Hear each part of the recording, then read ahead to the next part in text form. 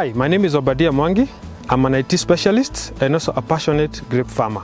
I chose grapes because I wanted to empower other farmers so that we can grow grapes and make Kenyan wine. Today is Friday. How about a bottle of wine? This is my story.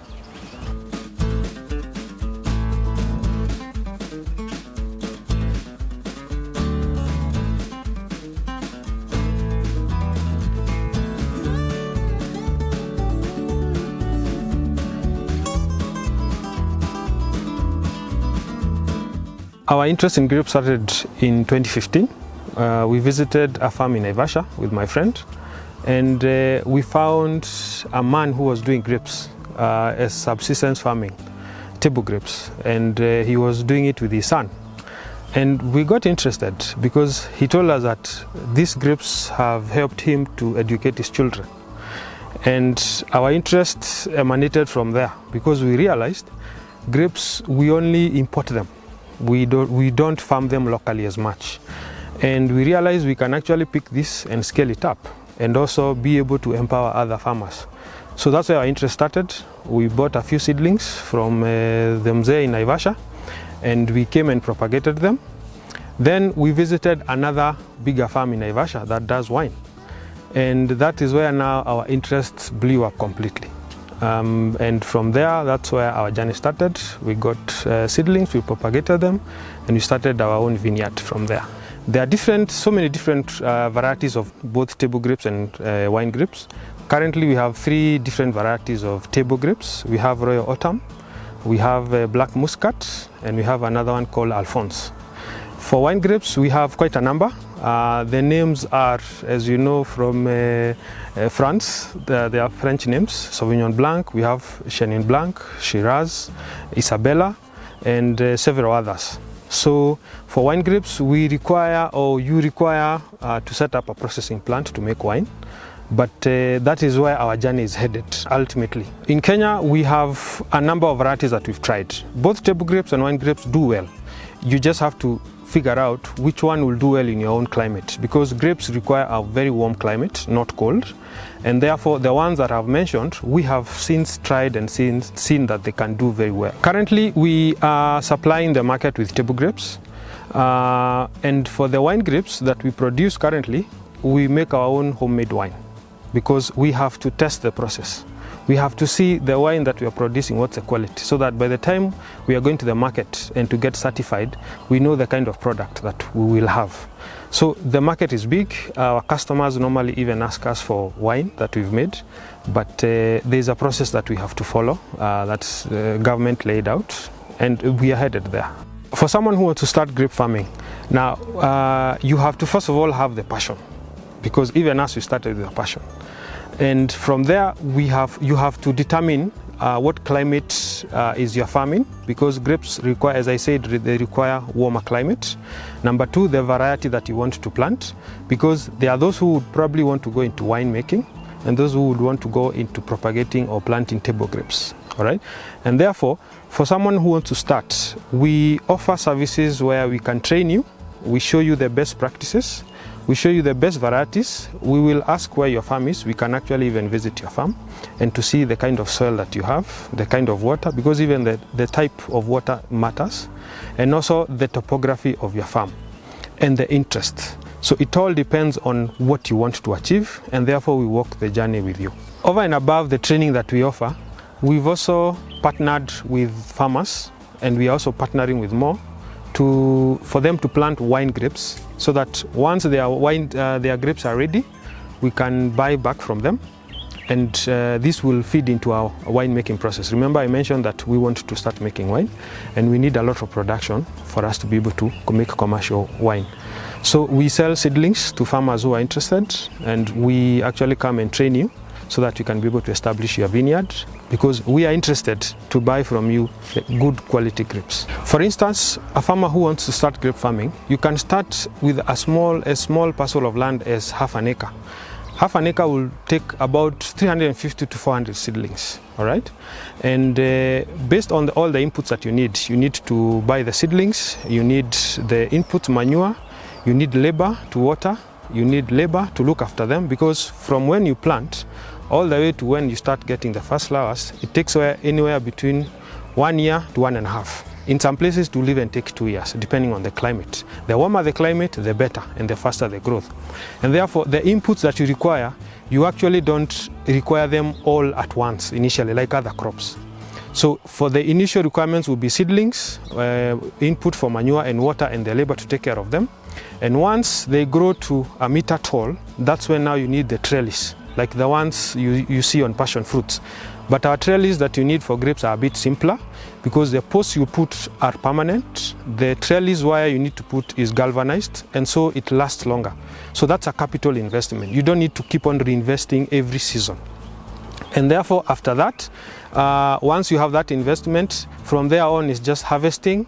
The cycle repeats itself. So from when you get the first flowers, the flowers open up. Then we go to the process called berry formation. The berries enlarge, and then you start ripening, or what we call veraison. So from flowering all the way to harvesting, it takes anywhere between 4 to 5 months. And after you harvest, you give the vines about a month or a month and a half to go into dormancy. You realize here in the tropics, we don't have winters and summer. Unlike in the West, whereby their grapes go into dormancy during the winter, and they prune towards the end of winter, and therefore their cycle starts. So the benefit with our climate is we have 2 seasons in a year. Or in a 12-month cycle, we have 2 seasons. Unlike the West, they only have 1 season. And therefore, once you prune, the cycle repeats itself. And that's how you are able to get 2 seasons in a year. So from planting, the inputs from planting all the way to when you start to harvest, for half an acre, a farmer will probably require 200 to 250,000. And for the 400 vines you plant, assuming each vine for the first year gives you 3 kilos of grapes, multiply by 400 vines, that's about 1,200 kilos. Even if you say you get a ton, which is 1,000 kilos, because not all grapes produce at the same time. And that happens with all the fruit trees. So we sell a kilo of grapes at 500 in the local market. So if you take a ton by 500 shillings, you'll see the income that you get. Then you deduct your initial input. And therefore, remember, the lifespan of a grapevine is anywhere between 30 to 50 years. So this is something that you'll keep on harvesting for the rest of your life. And even after the 40 to 50 years, you can actually cut the vine at the base, probably a feet from the ground, and it will generate new shoots, which will now form the new growth. It's like you are renewing the vine. You don't have to uproot and then plant new vines, which will take another 1 to 2 years to start maturing. Therefore, you can see for all these years that you will be harvesting, you are creating generational wealth. Like that Mzee in Naivasha, he started his vines several years back, and his sons now are the ones managing and harvesting from the vines.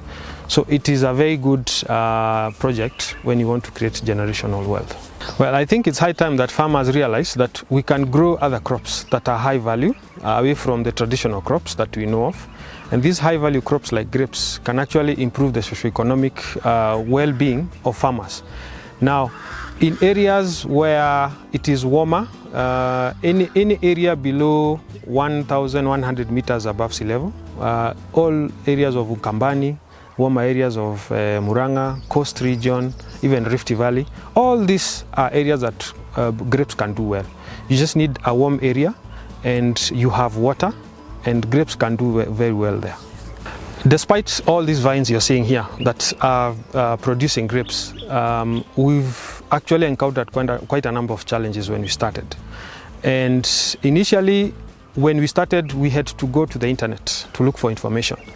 And one of the challenges we realized is that a lot of information that is online about grapes is about farmers in the West and in South Africa. Now you realize their climate, their inputs, their government support is totally different from ours in Kenya.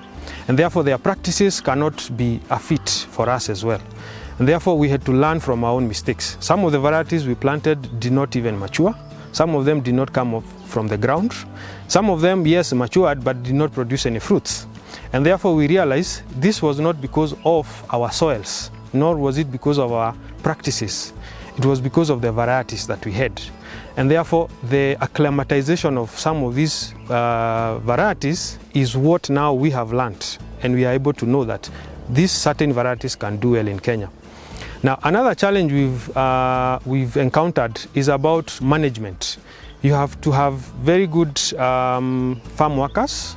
If you are not the one taking care of the vines, therefore you have to have a knowledgeable farm worker whom you will also train in order to manage their grapes very well. Another challenge we have is birds. Birds can actually eat all your grapes, so you have to protect them from the birds as well.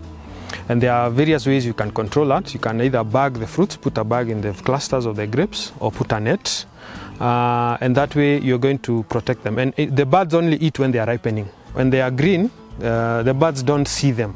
They don't realize that these are fruits that we can eat.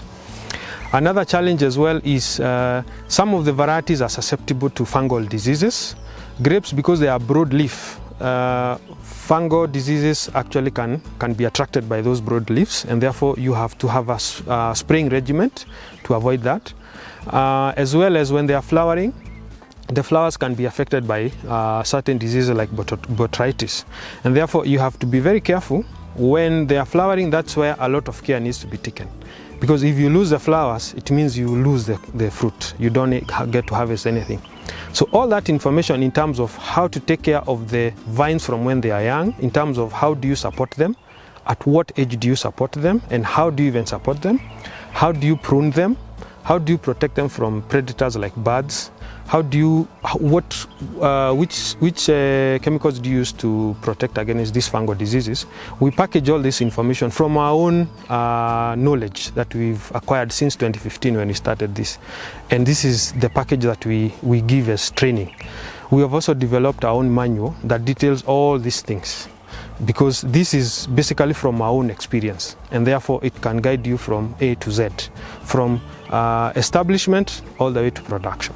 This farm is a demonstration farm, and therefore we have our vines that are at different stages. We have different varieties that are at different stages, because when you come for training, we want to show you the different stages of the life cycle of a vine. But we have 2 other vineyards in Murang'a and in Naivasha that we've established, and we want to increase our wine varieties, because we want to start making wine very soon, and therefore we want to create our own Central Valley wine as a brand that is going to rival imported varieties.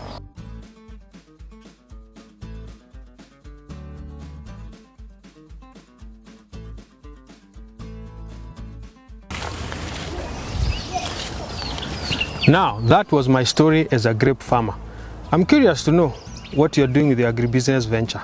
Share your story.